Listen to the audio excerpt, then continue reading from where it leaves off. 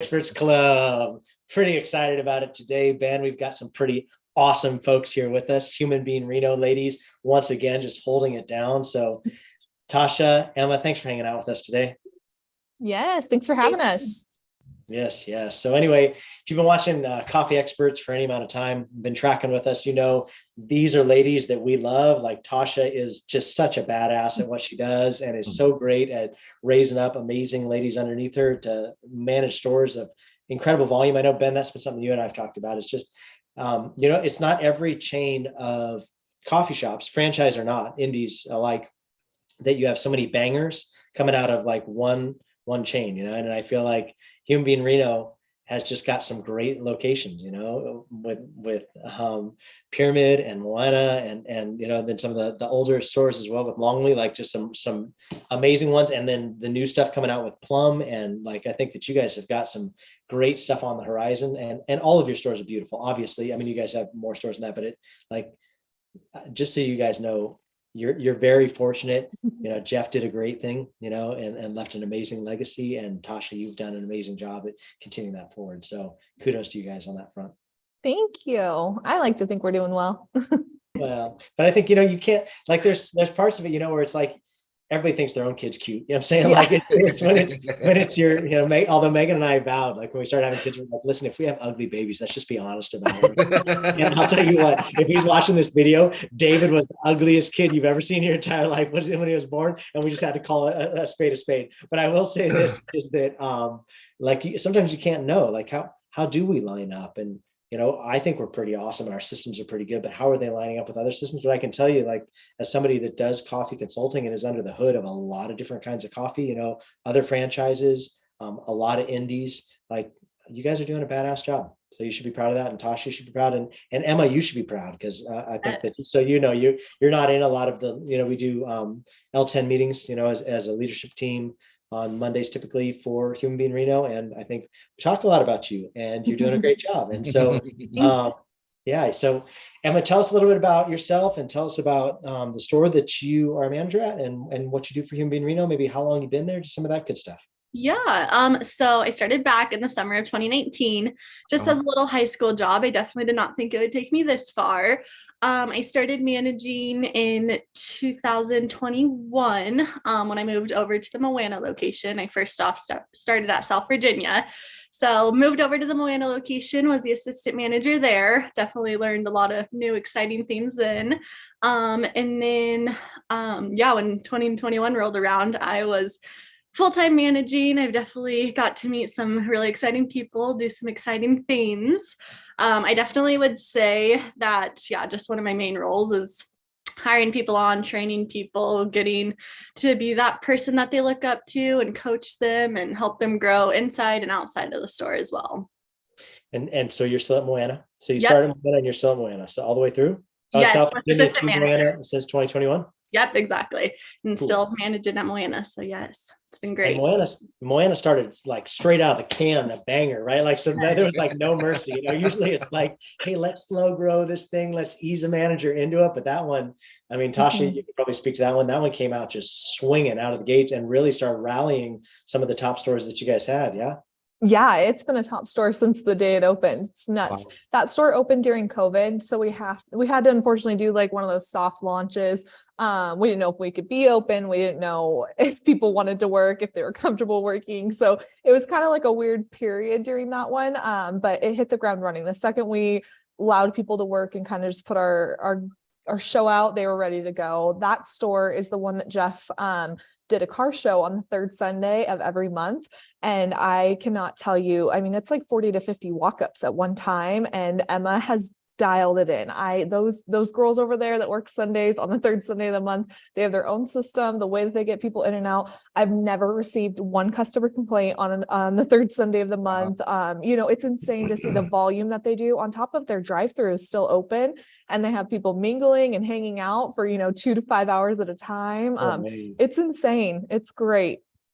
I will say, how many employees do you have over there at that location? Currently, we have 15 right now. Wow. That's a big location.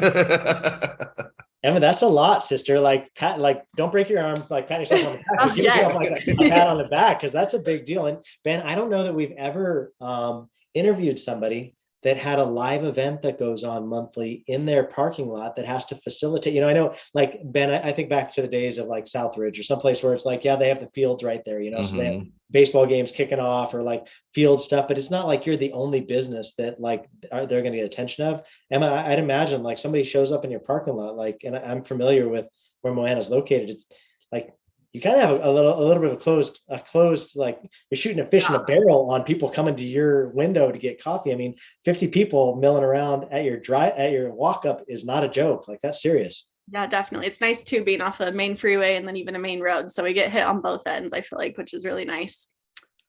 Yeah, man. So I'm curious, how big is that day compared to like the rest of your Sundays? Is it like a mini grand opening every month that you guys are doing? Yeah, definitely. I feel like Sundays are our slowest days. Besides that third day of the month, it like makes up for all the other Sundays in a way. Yeah, that day, it's so interesting too, because it's just the window, like 10 to 2, you just see like numbers pull in. I mean, it's $1,000 plus hours, it's 80 cars per minute. Like it's insane. I mean, it's just nuts to see when you just look at, we have to remind ourselves when we're doing scheduling, because we run the reports and we're matching and we're like, oh no, that's not a normal Sunday. We don't need to staff that way. That's insane. Yeah. Well, I think especially coming like Emma coming from South Virginia, which I think every chain has, or every groupings of store have like a store that's not as high volume. You know what I mean? But it's awesome because I feel like that's an opportunity for you to raise up managers. That's an opportunity for you to grow staff, to teach them workflows. You can use it as like a training store in a lot of ways, which I feel like South Virginia gets, it seems like they get a lot of people that come up that way and grow that way. But coming from South Virginia, straight into out of the can Moana, like how was that experience and how did you feel about that? And like obviously a different work environment, even though serving same drinks, serving similar customers, but just a much higher volume and higher demand. Like maybe talk about that a little bit. Yeah, it definitely was a big change just because when I did start, I was still in high school. So I was just working those like little bit slower afternoon shifts. So then, yeah, even like on the weekday or the weekends, I would have a few morning shifts, but I feel like it's nothing compared to Moana. You just like go in there and yeah, you do not stop your whole 7-hour shift. And if you do, it's like playing catch up. You're not just sitting, waiting, relaxing for the next one. You're just trying to catch up, waiting for that next rush. But I love it. I feel like it makes the days go by faster and how we're able to connect with so many more people and on different levels and just really have that big open community. I love that. Cool. Awesome. Has it been a struggle? Excuse me. I imagine those Sundays, like working out your schedule for that and just figuring out like who your best players are. Was that difficult trying to just get your feet like underneath you on figuring out those Sundays and how to staff and how to like who are the key players, all of that? Yeah, definitely. I feel like the first few Sundays, it was hard to figure out, who's going to like really take this time and grow or who's going to take this time and just get a little bit more overwhelmed. I know it's not for everyone because, it does just become a lot. So I feel like the first few was hard working around the schedule, but now I feel like, we do. We have it dialed in. We know who's going to be our morning people, who's going to be there right at that 10 a.m. mark to come in and just be ready to go and help get those people in and out. So I feel like we definitely have a good set schedule in a way for those type of Sundays. So yes. All-star players. Yes. How often do you feel like that has to be you, Emma? Like, how do you feel like you do with growing staff and growing leaders? So I think that some of that, sometimes we think it always has to be about a title, but we all know like it's not about a title necessarily, about who can bear load and how they bear load and how they work with team. And like sometimes that's a great training grounds for next opportunities, right? As we continue to open locations, and like it's the people that have been battle tested and not necessarily even come from another title from another spot, but just have proven themselves in. Yeah, I mean, like, listen, we've done enough grand openings. We send people home crying all the time after grand openings. Like staff that's just like, I can't do this. I can't work like this. And we're like, no, not every day is going to feel like this. Don't freak out. Like grand openings are it's a special kind of animal, but like maybe speak to that. How has that been on staffing and how much have you had to work or raising up others to work? I definitely feel like my assistant manager has taken a lot of like, not risk, but just a lot under her belt because she came up with a little system for Sunday. She goes and takes everyone's name, puts it under the special requests. So when we're handing out drinks, everyone's, for the most part, more people are going to get 20-ounce snowy. So we can't just call a 20-ounce snowy out. So she kind of took it under her belt to start collecting people's names. And now we train that as something to do on Sunday. So we can call out orders by name, put it under the special request bar. But then, yeah, I feel if I were out of town on a Sunday or I just needed to step back, they are more than capable of taking that on and running it so smoothly, filling me in afterwards. And yeah, I feel like that is something that I could totally be in or out on, and I would feel 100% comfortable with them running it. That's awesome and somewhat rare too. 100%. I remember back in the days, just like on a Saturday morning, just like laying in bed going, oh my God, is it going to blow up? Is it going to blow up? Is it going to blow up? But like to have that confidence in your team's so nice because you don't have to just always be worrying all the time. It's great. It's insane. Emma is like my white elephant. She is the one who is so kind. And from the get-go, I had this conversation. I was like, Emma, you're going to get walked on. Like you got to have your backbone. And till this day, knock on wood, for the most part, everyone respects Emma because she's so kind. They would never do anything to disrespect her or treat her anyway because of how kind she is, and she bends over backwards for them. It's like a very fine balancing act, and it works so well. Her volume of store and her to have 15 employees, the turnover there is so rare. Like Emma has had the same crew for a long time. People stick with her for a long time. Everything that should go wrong in that stand doesn't go wrong. And it's just, it speaks volumes to Emma and how she has built up her team and how her managing style just works and the things that she's brought to the table and what she provides to her team. I am thankful every day for Emma. And I think that she teaches me all the time to have grace and be kinder. It's amazing. It's amazing to see that stand run. And if you truly understand how big of a stand it is and how thriving it is to meet somebody so kind like Emma and to see the team do so well, you're like, how does this work? That's awesome. Yeah, I think big kudos to you for that, Emma, because I know it's easy. It's easy when things are stressful to run it more militant or to be more firm-handed because like Tasha's right. Like people do have the tendency to walk on you if you're not, and I think that kudos to you for finding a rhythm of being true to your character, your personality, but still leading in a way with authority that people follow, because if you're not a good leader, people just don't follow. That's just bottom line. So kudos to you for finding your rhythm and being a good leader and still being true to what comes most natural to your personality. Thank you so much. I appreciate it. Yeah. I'm curious how have you like fostered that culture inside your location that like nobody wants to leave? Obviously, with you being a great, manager and a leader, that's a part of it. But I imagine like your guys' culture is super tight knit. Is that something that you like strategically tried to create like this family, or did it happen organically? Yeah, I feel like it happened organically. It's like so bizarre. The girls will leave. They're like, bye, love you. It's like so casual. It's like a little family and they all hang out with each other. I don't think there's anyone in that stand who like doesn't hang out with each other outside of work. So that is just like beyond cool to see. And yeah, I've had a lot of people refer people, bring people in. So I've had like some really close friends and so far it hasn't bit me in the butt yet. So that's been really nice because yeah, I feel like I didn't have much play in it, but it just has happened over time and just been closer and closer. And I feel like that's something that some of my senior baristas really take on when we do have a new hire. They want them to like come in, welcome them with open arms, invite them outside of work. So I just really appreciate about that, my team. That's a culture that like, it's so hard to, you can't really teach that. Like, I remember back in the Roasters days, we had a couple locations that were super tight knit like that. And it was like, what are you buying people pizza? Like, what are you doing? Like, you guys getting drinks after work? What's the deal here? It's just, I guess, it's a reflection of the leader, but it's not something you can teach. And it happens. It's like so precious. You're like, please, nobody ever change anything about this location because it's perfect. I think, and obviously kudos to you, Tasha, because I know that like, we've interviewed, I think we've almost interviewed all your managers by now. But I think that they're also different. Everybody's so unique. And I think that there's a lot of kudos to you in that too, that it's not just like you're looking for one kind of manager. And if they don't match that kind of manager, then they're not going to make it here. I think that you I feel like your leadership style is beautiful in that you're like, hey, you can rise and fall here. I'm going to give you enough leash to do either. Like, so like get out there and see what you can do. And I'm going to give you enough length that you can hang yourself on it too if you fail, or like you can have your enough leash to be able to run things. And I think that that's really served you well, because I know just even the difference of personality. I think the last one we had on was Halo, like as far as like the difference of different personalities that we've had, and everybody's a little bit different on your team, but I think that you've gotten a really solid grouping of managers, which is kudos to you. Because I know I'm always like, obviously you come off just as the sweetest lady ever on this call, but I'm like, I'd never want to get in a fist fight with Tasha. Like I'd lose for sure. Not only does she lift weights, but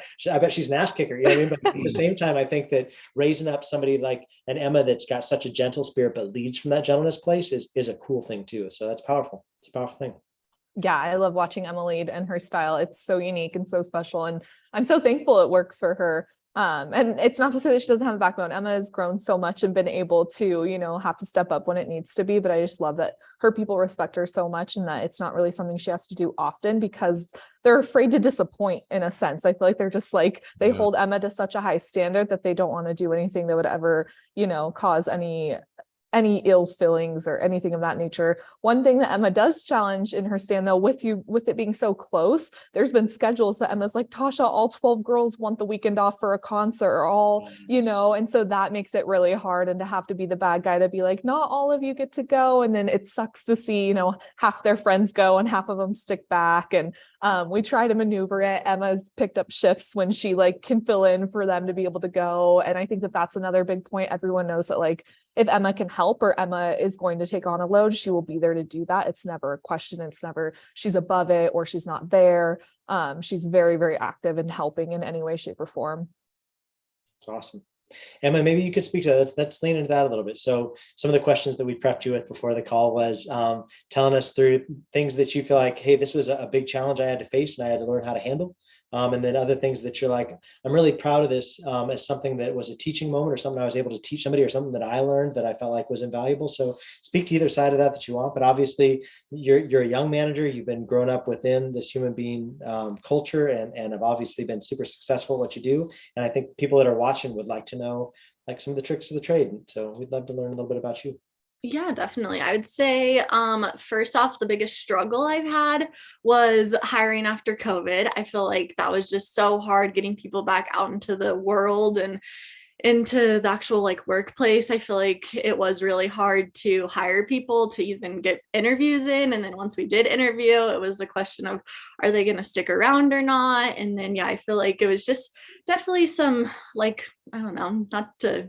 don't really know how to word this, but it's definitely hard to pick through the bad apples. And you could tell that, there was just people, person after person after person who was not there to work and they just wanted to be anywhere else but work and they wanted to give their bare minimum. So I feel like it was definitely hard building the team back up after that. It was just a really hard struggle. And then it was hard too, because we were one of the few things open when the world shut down. So it was hard because a lot of people were coming to us and we were busy. So yeah, definitely that was one of my struggles, but I feel like the outcome of that, and one of the stories that really hit home with me is we had a retired couple who always came to us. They were just one of our regulars. The wife got sick. I'm not sure exactly what type of cancer she had, but she did pass away due to one of the cancers. And the husband came by and he was like, I just want to say thank you. My wife wanted to come and see you before she passed, but unfortunately she didn't make it.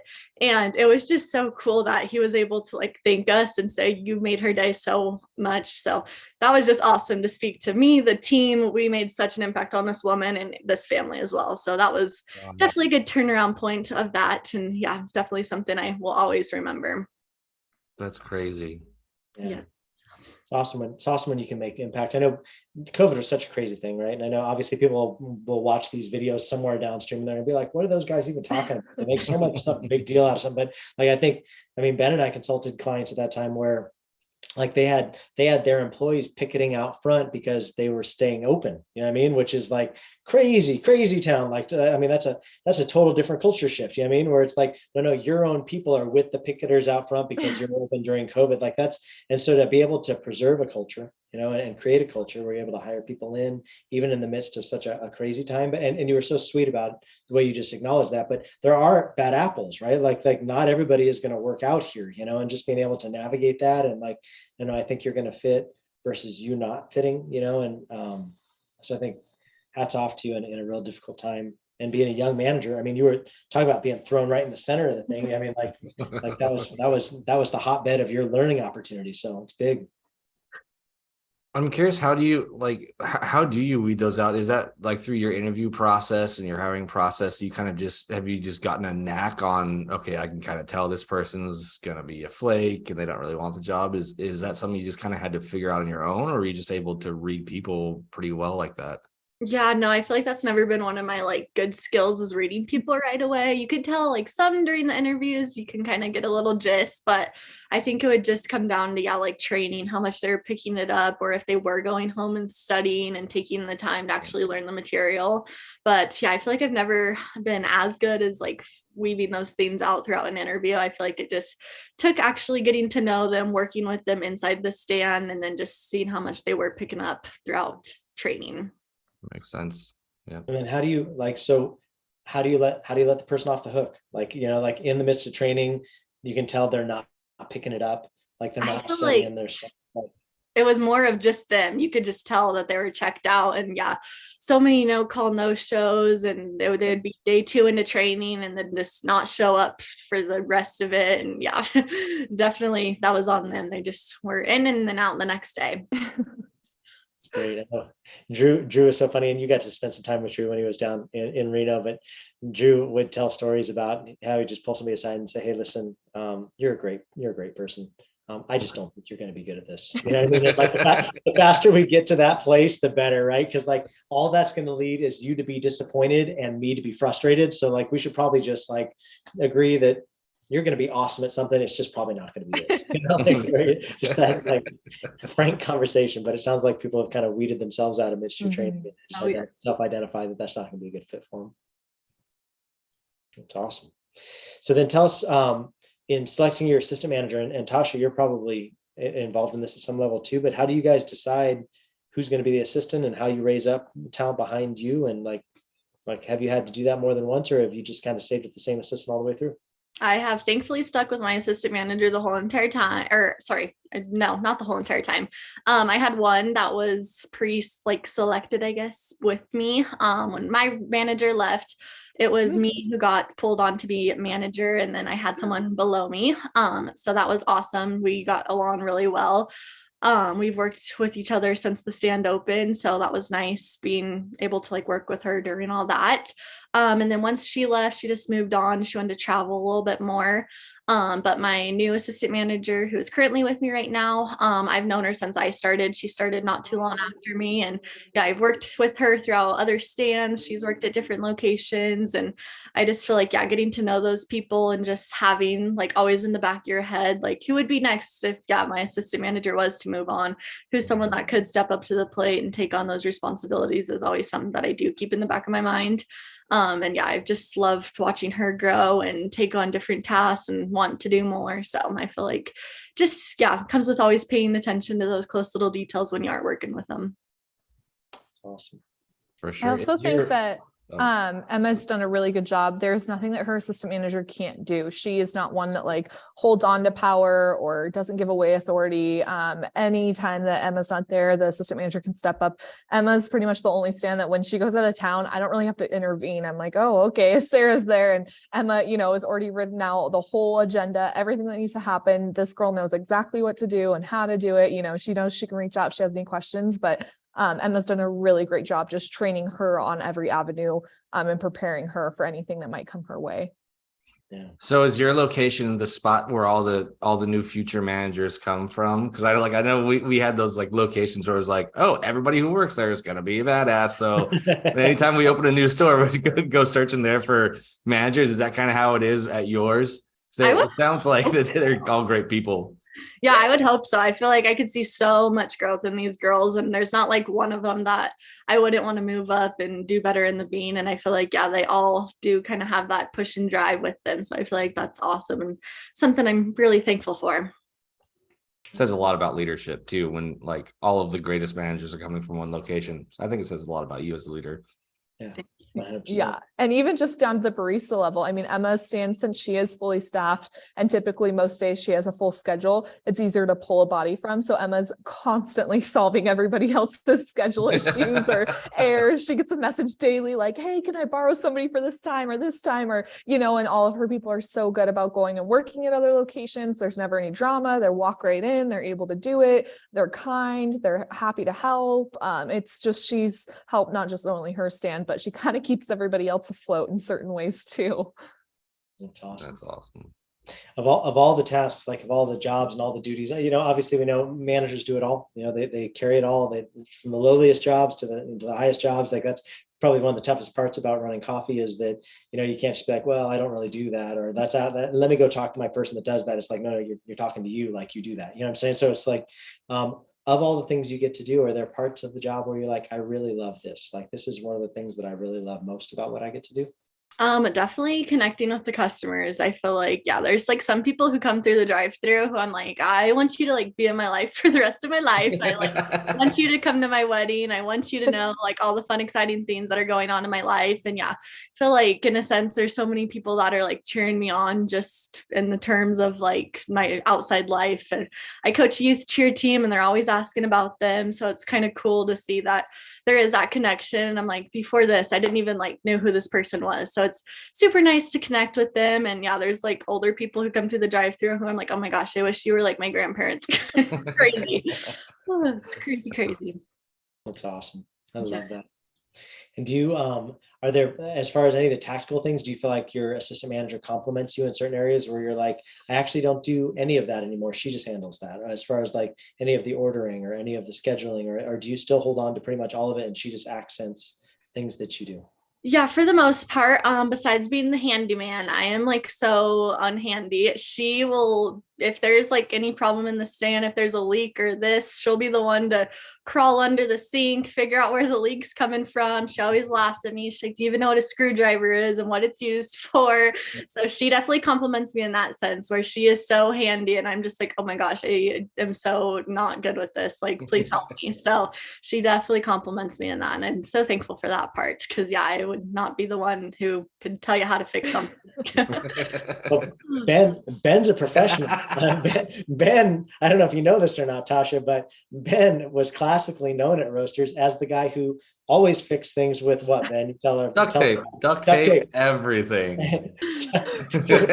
It would come in and there was a leak, you know, and one of the pipes was leaking, no problem. Ben had just duct taped that sucker right on up. It worked so well. Yeah, we did that too until the health department came in. I mean, the thing with Ben's though was like, it's fine for a quick fix, you know, if you need to fix it, it would just stay that way. Like Ben's is just like, why fix it? You know, it's pretty much, it works. A quick fix works. You just have to quick fix it like every week. Once a week, it's like apply new duct tape.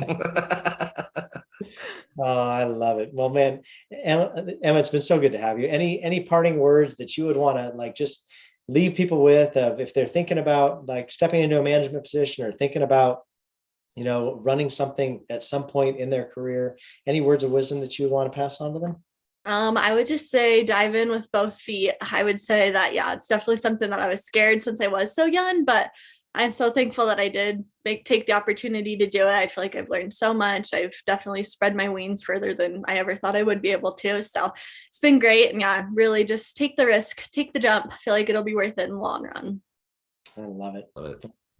Thank you so much for being on today. Really appreciate you. Tasha, always such a joy. Always love getting to have you and your managers come on. You're doing such a beautiful thing at Human Bean Reno. So thanks so much, guys, for joining us for Coffee Experts Club.